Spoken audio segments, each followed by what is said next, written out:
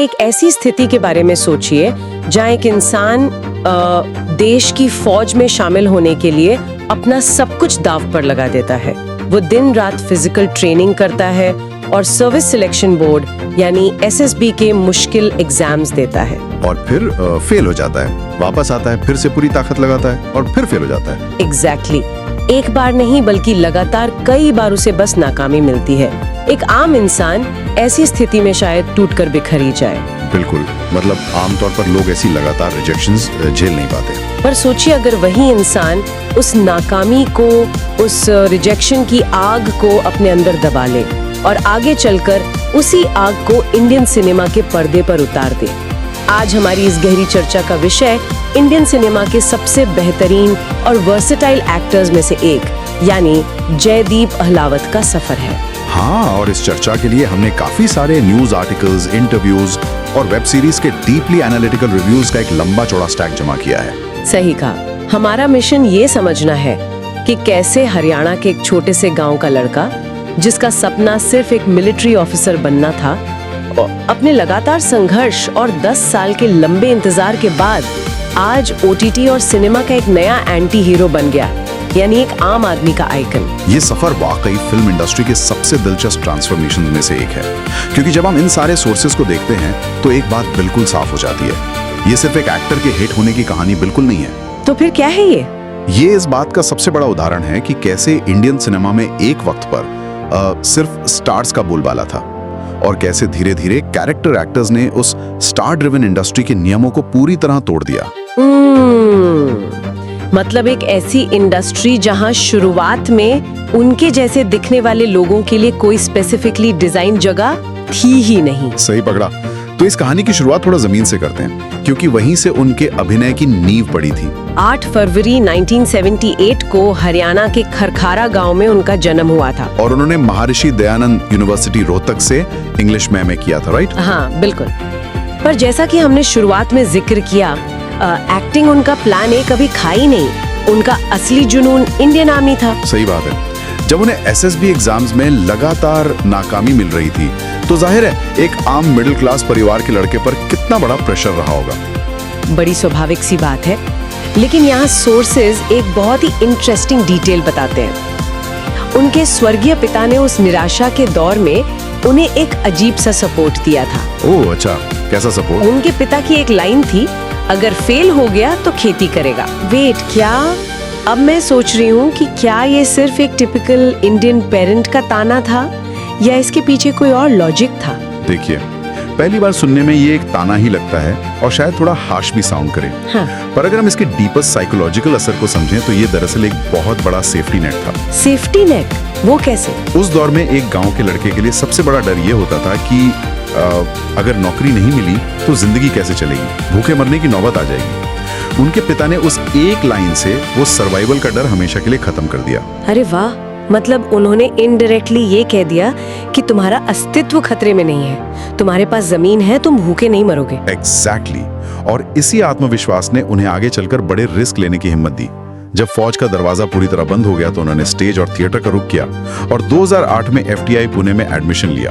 पर मेरे ख्याल से एफटीआई उनके लिए एक बहुत बड़ा कल्चरल और लिंग्विस्टिक शॉक था ना? हाँ, उनके करीबी दोस्त और एक्टर विजय वर्मा ने एक इंटरव्यू में इसका बहुत ही मजेदार किस्सा बताया।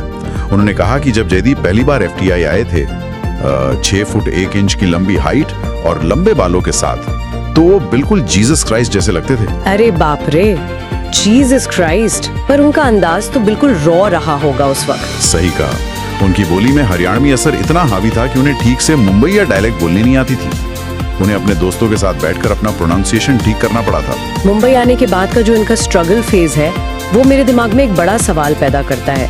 हम अक्सर सुनते हैं कि मुंबई का इनिशियल फेज नए एक्टर्स को तोड़ देता है, डिप्रेशन में डाल देता है। हाँ, ये इंडस्ट्री का एक डार्क सच है। पर इन दोस्तों ने इस फेज को हैंडल करने का एक अलग ही तरीका निकाल लिया था, राइट? हाँ, मजबूत एक्टर्स एसोसिएशन इन्होंने और उनके दोस्तों ने, जिसमें विजय वर्मा भी शामिल थे, ये ग्रुप बनाया था। और इसी के अंदर एक सब ग्रुप था जहां ये लोग सिर्फ ताश खेलने के लिए इकट्ठे होते थे। ताश खेलने के लिए?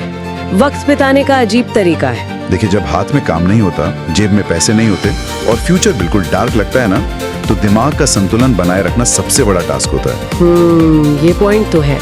उन्होंने तय किया था कि वो हर ऑल्टरनेट दिन ताश खेलेंगे, ना रोज खेलेंगे ताकि आदत ना पड़े, और ना ही लंबा गैप देंगे ताकि दिमाग ओवरथिंकिंग में ना चला जाए। ऐसा लगता है जैसे इन दोस्तों ने अपना खुद का एक साइकोलॉजिकल शॉक एब्जॉर्बर बना लिया था। जैसे खराब रास्तों पर गाड़ी को झटके तो लगते हैं, पर शॉक एब्जॉर्बर उस इम्पैक्ट को गाड़ी के फ्रेम तक पहुंचने से रोक लेता है। बिल्कुल, बड़ी सटीक एनालॉजी दी आपने। ये दोस्ती उनके लिए वही ढाल थी जो इंडस्ट्री के रिजेक्शंस के झटकों को झेल रही थी। और इस दोस्ती की गहराई का एक किस्सा सोर्सेज में पढ़कर मैं सच में हैरान रह गया था। कौन सा किस्सा? वो शादी वाला। हाँ वही। जयदीप अपने FTI बैच के पहले शख्स थे जो शादी करने वाले थे। उनके सारे दोस्तों ने अपनी आखिरी बची हुई सेविंग्स इकट्ठी करके उनकी शादी में आने की ट्रेन टिकट्स बुक की थी। और फिर ठीक उसी वक्त जयदीप को डायरेक्टर प्रियदर्शन की एक बड़ी फिल्म का ऑफर आ गया और उनकी डेट्स शादी की डेट्स के साथ क्लैश हो गई। इसने तो सब गड़बड़ कर दिया होगा। बिल्कुल। और उस क्रिटिकल मोमेंट पर जयदीप ने अपने करियर को चुना और अपनी शादी की डेट आगे बढ़ा दी। प्रैक्टिकल फैसला था वैसे देखा जाए तो। हाँ, पर उनके दोस्तों के पास दोबारा से नई टिकट्स बुक करने के लिए पैसे ही नहीं बचे थे। नतीजा ये हुआ कि उनका कोई भी दोस्त उस शादी में नहीं जा पाया। ओह नो, ये तो सच में बहुत बुरा हुआ होगा उनके दोस्तों के लिए। और सोर्सेज के मुताबिक इस बात पर जयदीप लगभग 6 महीने तक अपने उन दोस्तों से रूठे रहे। उन्होंने बात करना ही बंद कर दिया। 6 महीने? और फिर जब मिले तो? 6 महीने बाद जब आखिरकार उनकी मुलाकात हुई तो सारे के सारे दोस्त और जयदीप एक साथ रो पड़े। ये किस्सा दिखाता है कि उनका सपोर्ट सिस्टम कितना रियल था। वो लोग एक दूसरे के लिए सिर्फ स्ट्रगल के साथ ही नहीं थे, बल्कि एक नई फैमिली बन चुके थे। पर एक पॉइंट पर आके मैं सोच रही थी कि क्या ये लंबा वक्त सिर्फ वक्त पर बात करना था? I mean, ताश खेलना और दोस्तों से रूठना मनाना, क्या ये एक स्ट्रगलिंग एक्टर की टिपिकल ट्रैजिक स्टोरी नहीं लगती? बड़ी आसानी से लग सकती है अगर हम इसके दूसरे पहलू को ना देखें। ये वक्त पैसिव वेटिंग का नहीं था, बल्कि ये एक्टिव वेटिंग थी। एक्टिव वेटिंग, थोड़ा समझाइए इसको। विजय वर्मा ने बताया है कि कैसे उन दिनों में उन्होंने विशाल भारद्वाज की मकबूल और हॉलीवुड की द गॉडफादर जैसी फिल्में एक ही छोटे से लैपटॉप पर एक साथ बैठकर 20 बार देखी थी। ओह, मतलब वो बस उन्हें एज एन ऑडियंस नहीं देख रहे थे? बिल्कुल नहीं। वो लोग सीन्स को पॉज करते थे, उन्हें खुद इनैक्ट करके देखते थे और एक दूसरे की कमियों को पॉइंट आउट करते थे। ये एक तरह की मास्टर क्लास थी जो वो खुद को दे रहे थे, जिसे आज हम सब ओवरनाइट सक्सेस समझते हैं। दरअसल उसकी तैयारी उस छोटे से लैपटॉप की स्क्रीन के सामने चल रही थी। सही कहा। इस पर विजय वर्मा का एक कोट बिल्कुल फिट बैठता है जो हमारे सोर्सेज में प्रोमिनेंट तरीके से हाईलाइट किया गया है। We were ready to kill it 10 years ago। मतलब वो लोग 10 साल पहले ही एक्टिंग की दुनिया में बड़ा धमाका करने के लिए पूरी तरह तैयार थे। हाँ, और अगर हम थोड़ा पीछे मुड़कर देखें तो 2012 की गैंग्स ऑफ वासेपुर में इसका सबूत मिलता है। जयदीप ने उस फिल्म में शाहिद खान का किरदार निभाया था। उफ, वो परिवार का मुखिया जिसने दुश्मनी की सारी नींव रखी थी। उस किरदार में एक अजीब सी खामोशी थी, एक ठहराव था, लेकिन उसकी आंखों में एक खतरनाक आग थी जिसे स्क्रीन पर देखकर ही डर लगता था। और उसके बाद 2013 की कमांडो में अमृत कानवल का रोल, जहां उनका वो सनग्लासेस उतारने का खौफनाक अंदाज आज भी सबको याद है। और फिर थोड़ा आगे बढ़कर 2018 में राजी का खालिद मीर, एक इंटेलिजेंस ऑफिसर जो सख्त है, ड्यूटी से बंधा है, लेकिन उसके अंदर एक सटल फादरली इंस्टिंक्ट भी है। इन सभी रोल्स में एक कॉमन फैक्टर था, उनका कमांडिंग स्क्रीन प्रेजेंस। वो एक ऐसी नेचुरल अथॉरिटी के साथ आते थे कि फ्रेम में कोई भी बड़ा स्टार हो, दर्शकों की नजर उन्हीं पर टिक जाती थी। हाँ, राजी में आलिया भट्ट के साथ उनके सीन्स इसका सबसे बड़ा उदाहरण है। पर मेरा सबसे बड़ा सवाल वही है कि इतना सॉलिड काम करने के बावजूद उन्हें लीड रोल्स क्यों नहीं मिल रहे थे? ये एक बहुत वैलिड पॉइंट है। अगर उनके पास 10 साल पहले ही इतना दम था और वासेपुर जैसी फिल्म में उन्होंने खुद को साबित भी कर दिया था, तो इंडस्ट्री ने उन्हें तभी क्यों नहीं अपना लिया? इन्हें मेन स्ट्रीम हीरो बनने में पूरे 10 साल क्यों लग गए? क्या उस वक्त की इंडस्ट्री सिर्फ कन्वेंशनल लुक्स को ही फेवर करती थी? देखिए, जिद या बायस से ज्यादा ना, ये इंडस्ट्री का एक स्ट्रक्चरल फ्लॉ था। उस वक्त की इंडस्ट्री बहुत स्ट्रांगली 2 हिस्सों में बटी हुई थी। अच्छा, कौन से 2 हिस्से? एक तरफ थे बड़े स्टार्स जिनकी स्टार पावर और लुक्स के आगे पूरी फिल्म बुनकर तैयार की जाती थी, और दूसरी तरफ थे कैरेक्टर एक्टर्स, नसीरुद्दीन शाह, ओमपुरी और बाद में इरफान खान जैसों ने इस जगह को बहुत सम्मान दिलाया था। पर फिल्म का पूरा दारोमदार इन कैरेक्टर एक्टर्स के कंधों पर नहीं होता था, राइट? एग्जैक्टली। जयदीप उसी कैटेगरी में अपना रास्ता बना रहे थे। उनके पास एक्टिंग का इमेंस टैलेंट था, पर ऐसी कहानियां ही नहीं लिखी जा रही थी जहां एक अनकन्वेंशनल दिखने वाला थोड़ा रॉ और रियलिस्टिक इंसान सेंटर स्टेज पर खड़ा हो सके। तो मतलब उन्हें एक सपोर्टिंग कास्ट के ब्रैकेट से बाहर निकलने के लिए मीडियम में एक रेवोल्यूशन की जरूरत थी। बिल्कुल, और वो रेवोल्यूशन तब आया जब स्टोरी टेलिंग ओटीटी प्लेटफॉर्म्स की तरफ शिफ्ट हुई। इसी ने सब कुछ बदल कर रख दिया हुआ, जिसने सारे बंद दरवाजे खोल दिए। हालांकि द फैमिली मैन के पहले सीजन में उनके किरदार ने अटेंशन जरूर ग्रैब की, पर असली तूफान आया 2020 में, जब पाताल लोक रिलीज हुई और उसमें उनका किरदार था इंस्पेक्टर हाथीराम चौधरी। ये सिर्फ एक नाम नहीं है, ये आज इंडियन पॉप कल्चर का एक हिस्सा बन चुका है। आउटर जमुना पार के थके हुए, सिस्टम से हारे हुए एक पुलिस वाले की कहानी, जिसका पेट थोड़ा निकला हुआ है, आंखों के नीचे डार्क सर्कल्स हैं, और जो बस किसी तरह अपनी नौकरी और अपनी इज्जत बचाने की कोशिश में लगा है। एक आर्टिकल ने बहुत खूबसूरती से लिखा है कि हाथीराम अनटिपिकल बॉक्स ऑफिस हीरोज का बिल्कुल उल्टा वर्जन है। असल में हाथीराम का किरदार इसलिए इतना आइकॉनिक बना क्योंकि उसमें फिजिकल और साइकोलॉजिकल दोनों तरह की जख्मियां थी। पहली बात फिजिकलिटी की करते हैं, बिना वीएफएक्स के, राइट? हाँ, इस वेब सीरीज में जयदीप ने एक्शन सीन्स के लिए किसी वीएफएक्स या सेफ्टी नेट का सहारा नहीं लिया। जब हाथीराम गुंडों के पीछे भागता है और गिरता है तो वो जेन्युइनली जमीन पर गिरते हैं और उन्हें चोट लगती है। वो सुपर कॉप्स की तरह हवा में उड़कर गोलियां नहीं चलाते, वो थकते हैं, हांफते हैं और मार भी खाते हैं। ये फिजिकल वल्नरेबिलिटी ही थी जिसने दर्शकों को उनके करीब लाके खड़ा कर दिया। और उस किरदार का इमोशनल बैगेज तो और भी ज्यादा गहरा था। हाथीराम को सिस्टम से गालियां पड़ती हैं, पर उसे सबसे ज्यादा चोट इस बात से लगती है कि उसका अपना बेटा उसे उसी नजर से देखता है जैसे सिस्टम उसे देखता है। यानी एक फड्डी, एक लूजर, ऊपर से उसके दिमाग में अपने बाप, जिसे वो बाबूजी कहता है, उसके दिए हुए बचपन के ताने आज भी गूंजते हैं। उस कैरेक्टर का पूरा मोटिवेशन ही यही है कि वो किसी तरह एक हीरो बन सके। और उनकी पर्सनल लाइफ की कॉम्प्लेक्सिटी उनकी पत्नी के साथ उनके रिश्ते में साफ दिखती है, जिसका किरदार गुलपनाग ने निभाया था। ओह, वो नागालैंड वाला कॉल का सीन? हाँ, एग्जैक्टली। एक सीन है जहां वो नागालैंड से अपनी पत्नी को कॉल करते हैं। शुरुआत में एक हल्का सा रोमांटिक और टेंडर मोमेंट बनता है, पर अचानक से कड़वी बहस शुरू हो जाती है और कॉल झगड़े पर खत्म होती है। ये सीन इतना ऑर्गेनिक था कि किसी को भी अपनी खुद की रिलेशनशिप की फटीग याद आ जाए। और एक सीन तो सच में एक्टिंग स्कूल में दिखाने लायक है, जहां हाथीराम एक अंधेरे कमरे में जाकर कोई फाइल पढ़ने की कोशिश करता है। वो टॉर्च वाला सीन, एक स्टैंडर्ड सिनेमैटिक पुलिस वाला होता तो सीन में एक ड्रामेटिक बैकग्राउंड म्यूजिक बजता, वो स्विच ढूंढता, लाइट ऑन होती और वो स्टाइल से फाइल पढ़ता। लैंग्वेज ने पूरी सीरीज का टोन सेट कर दिया था। सही कहा। ये सीन बताता है कि हाथीराम जैसे लोग नौकरी नहीं करते, वो मजबूरी में अपनी ड्यूटी निभाने के लिए हर जुगाड़ लगाते हैं।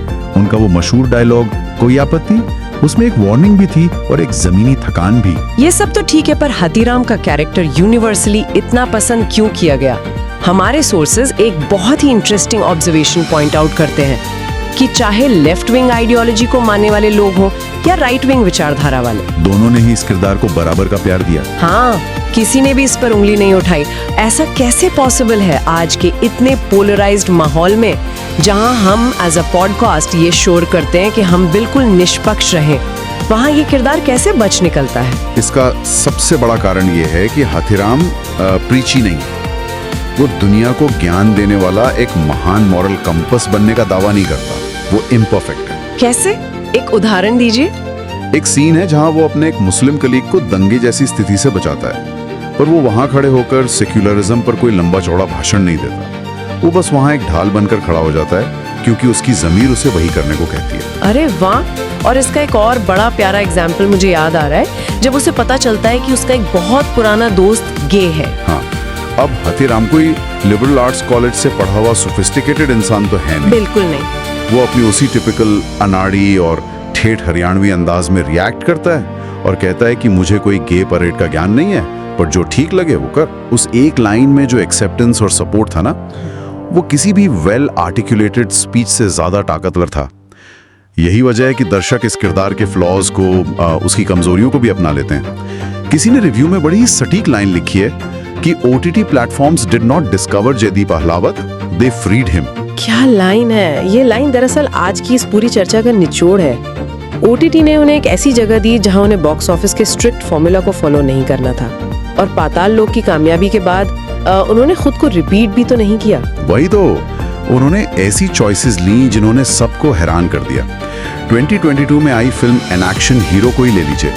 एक तरफ आयुष्मान खुराना का किरदार मानव है, जो एक एरोगेंट मूवी स्टार है, जिसे लगता है कि सारे नियम उसके लिए अलग हैं। और दूसरी तरफ जयदीप का किरदार भोरा सिंह सोलंकी, हरियाणा का एक विलेज लेवल नेता जो बदला लेने लंदन तक चला जाता है। इस नेता की ईगो ये है कि उसके इलाके में कोई उसकी बात नहीं टाल सकता। जी, दोनों के बीच का जो टकराव है वो सच में क्लैश ऑफ एंटाइटलमेंट्स है। भोरा का रस्टिक अंदाज और उसकी जिद्दी ताकत ने पूरी फिल्म में एक टेंशन बनाए रखी। और उसी साल हम उन्हें द ब्रोकन न्यूज 2 में बिल्कुल ही एक नए अवतार में देखते हैं। जी। वहाँ वो दीपंकर सन्याल बने हैं, एक पॉलिश्ड, कनिंग और मैनिपुलेटिव टीवी न्यूज एंकर, जिसके लिए एथिक्स की कोई जगह नहीं है, बस टीआरपी मैटर करती है। पर जब वही इंसान अपने घर जाता है तो उसकी शादी टूट चुकी है, और उस डिसफंक्शनल मैरिज के बीच वो अपने बच्चे से बेपनाह मोहब्बत करने वाला एक बेबस पिता भी। वो एक साथ दो अलग अलग जिंदगियां जी रहा है। और इन सब के बाद 2023 में नेटफ्लिक्स की फिल्म जाने जान आती है। कहाँ भोरा सिंह सोलंकी का खतरनाक लाउड अंदाज और कहाँ इस फिल्म का एक निराश, चुपचाप और सोशली ऑकवर्ड मैथमेटिक्स टीचर। इस किरदार की फिजिकल सेटिंग देखिए आप। कंधे झुके हुए, आवाज बिल्कुल मध्यम, चलने का तरीका ऐसा जैसे वो चाहता हो कि दुनिया उसे नोटिस ही ना करे। ये उनकी क्वाइटर ब्रिलियंस का सबसे बड़ा नमूना था। साथ ही क्लाइमैक्स में जो मार्शल आर्ट्स का सीक्वेंस था, उसके लिए सुना है जयदीप ने अपने दोस्त विजय वर्मा के साथ मिलकर प्रतीक परमार से 4 महीने तक कड़ी मार्शल आर्ट्स की ट्रेनिंग ली थी। एक भारी भरकम बॉडी स्ट्रक्चर वाले एक्टर के लिए फिजिकली फ्लेक्सिबल होना आसान नहीं होता। पर उन्होंने बिना बॉडी डबल के वो सीन किया। ये उनकी मेहनत दिखाता है। पर मुझे अभी भी एक बात समझ नहीं आती। एक एक्टर के पॉइंट ऑफ व्यू से अगर देखा जाए तो एक ही साल में भोरा जैसा रूरल बदमाश बनना, फिर दीपंकर जैसा अर्बन एंकर बनना और फिर मैथ्स जीनियस बनना, क्या उनका दिमाग इन अचानक स्विचेस से थकता नहीं है? ये तो पूरी तरह से एक मेंटल विप्लैश जैसा होना चाहिए। ये सारा का सारा राज उनके प्रोसेस की गहराई में छिपा है। जयदीप कभी भी कैरेक्टर्स को बाहर से नहीं पहनते, वो उन्हें ब्रिक बाय ब्रिक यानी ईंट दर ईंट अंदर से बनाते हैं। अच्छा, वो कैसे करते हैं ये? उन्होंने खुद एक इंटरव्यू में समझाया है कि स्क्रिप्ट रीडिंग के दौरान वो सिर्फ अपनी लाइंस पर फोकस नहीं करते, वो दूसरे किरदारों के बीच हो रही आपसी बातों पर ध्यान देते हैं। वो देखते हैं कि बाकी लोग उनके किरदार के बारे में पीठ पीछे क्या बात कर रहे हैं। वाओ, ये तो नया अप्रोच है। हाँ, वहां से वो अपने कैरेक्टर के साइकोलॉजिकल थ्रेड्स निकालते हैं। वो पढ़ते हैं, बैठकर सोचते हैं और धीरे धीरे वो किरदार उनके दिमाग में सांस लेने लगता है। यही वजह है कि चाहे हाल ही में आई महाराज हो या फिर उनके आने वाले मेगा प्रोजेक्ट्स जैसे शाहरुख खान के साथ किंग हो, दृश्यम 3 हो और जूअल थीफ हो, फिल्म मेकर्स को पता है कि जयदीप उस किरदार के अंदर घुसकर उसकी एक नई आत्मा निकाल कर लाएंगे। बिल्कुल, वो सिर्फ लाइंस बोलने वाले एक्टर नहीं बचे, वो अब कहानी को वजन देने वाले एंकर बन चुके हैं। वैसे इन सारे सोर्सेज और इनके सफर को एक साथ देखकर एक निष्कर्ष तो बिल्कुल साफ हो जाता है। जयदीप अहलावत की पूरी कहानी इस बात का जिंदा सबूत है कि क्राफ्ट के प्रति लगन किसी भी इंडस्ट्री के स्टैंडर्ड स्ट्रक्चर को तोड़ने की ताकत रखती है। सही बात है। जिसे कभी अंडररेटेड या सिर्फ एक सपोर्टिंग एक्टर समझा जाता था, उसने अपनी मेहनत से साबित कर दिया कि स्क्रीन पर असली पावर सिर्फ स्टाइलिश दिखने में नहीं है, बल्कि किरदार की असलियत को पकड़ने में है। एक आम इंसान जिसे मिलिट्री के फिजिकल टेस्ट ने रिजेक्ट कर दिया था, उसने आगे चलकर अपने कैरेक्टर्स की फिजिकल और इमोशनल कमजोरियों को ही स्क्रीन पर अपनी सबसे बड़ी ताकत बना लिया। और जो बात किसी को भी इस कहानी से सबसे ज्यादा प्रैक्टिकल सीख के रूप में लेनी चाहिए, वो ये है कि जब जिंदगी में किसी का प्लान ए बुरी तरह फेल हो जाता है, तो वो एंड ऑफ द वर्ल्ड नहीं होता। हाँ, निराश होकर सब छोड़ देने के बजाय खुद पर और अपने क्राफ्ट पर और ज्यादा मेहनत करनी चाहिए। जो वक्त उस पल एक फ्रस्ट्रेशन का लगता है, जैसे पुणे के उस कमरे में ताश खेलना या बार बार द गॉडफादर देखना, वही वक्त दरअसल आपको आने वाले किसी मास्टरपीस के लिए साइलेंटली तैयार कर रहा होता है। ये फेलियर वाली बात सच में बहुत गहरी है और पूरे सफर को एक नए नजरिए से दिखाती है। इस गहरी चर्चा को खत्म करने से पहले मैं चाहूंगी कि हम सब एक पल के लिए उस पहले दिन के बारे में सोचें जब जयदीप ने रो धोकर आखिरकार ये मान लिया होगा कि उनका फौज में जाने का सपना हमेशा के लिए टूट गया है। वो पल उनके लिए बहुत ही हार्ट ब्रेकिंग रहा होगा। जरा कल्पना कीजिए कि अगर उस एसएसबी एग्जामिनर ने उस दिन जयदीप को फिट घोषित कर दिया होता और वो सच में एक आर्मी ऑफिसर बन गए होते, तो इसमें कोई शक नहीं कि देश की सेना को एक बहुत ही महान, बहादुर और लॉयल सैनिक मिलता। पर हम लोग और हमारा सिनेमा पाताल लोक के हाथीराम चौधरी जैसे आम आदमी के जमीनी हीरो से और उसकी कमजोरियों और ताकत से हमेशा के लिए महरूम रह जाते। सही कहा। तो सुनने वालों के लिए आज का आखिरी सवाल यही है, क्या कभी कभी जिंदगी की सबसे बड़ी, सबसे दर्दनाक और चुभने वाली नाकामियां ही आने वाली सबसे महान उपलब्धियों का एक छिपा हुआ ब्लूप्रिंट होती हैं? इसे जरूर सोचिए।